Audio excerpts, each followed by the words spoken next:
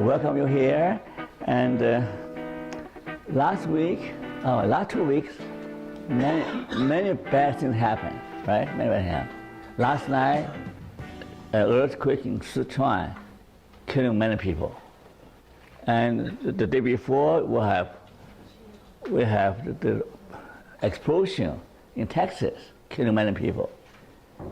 So, but what stuck in my mind is this suicide of Matthew, 27 years old.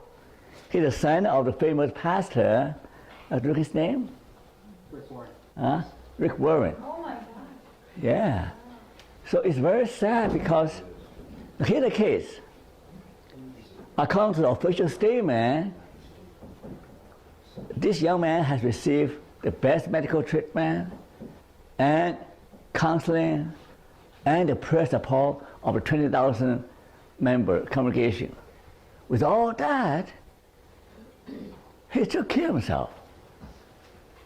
Now, the question I want to ask is that, does depression doom one to suicide?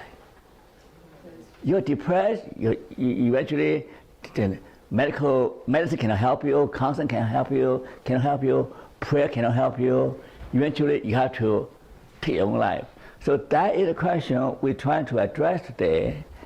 And the second question bothers me is that also young people, two brothers, one is 26, was killed already, one is 19. So the question that bothers me is that what drove the two young men to become suicide bombers, to commit violence against innocent people? Now, I hope today's lecture will shed some light on that.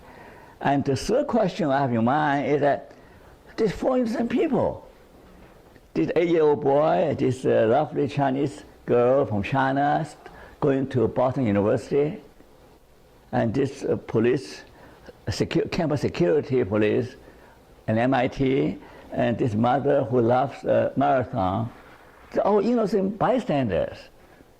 They were killed. What can we do to help them in their agony and in their grief, right? So all these questions are related to this lesson. And I hopefully we'll find at least partial answer to those questions. Okay? This overview, today's focus will really focus on Viktor Frankl. Now, when I was last weekend, I was in Alberta Pastoral Care Conference. Actually, pastoral care should be called, they changed the name now to call spiritual care.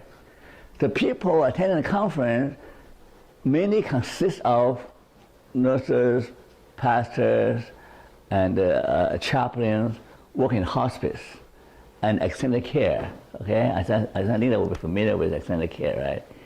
So one of the pastors, speakers said, the 3 important questions for spiritual care for those who are dying are, who am I?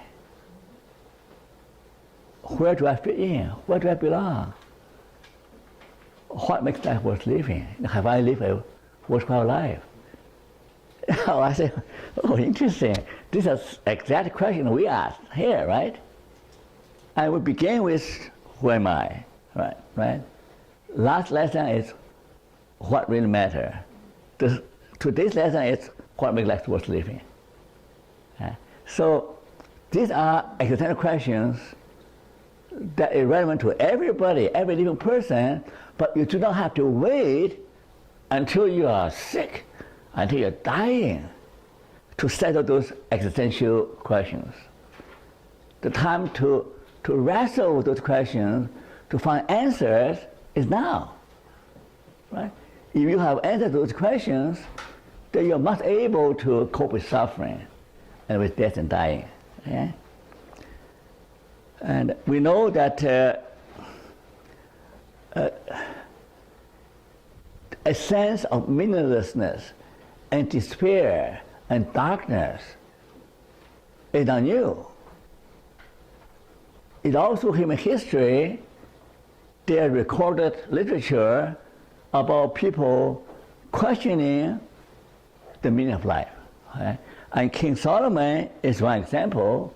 He had everything you can dream of, everything money can buy, everything that a king is privileged to have, and yet he said meaningless, meaningless, utterly meaningless.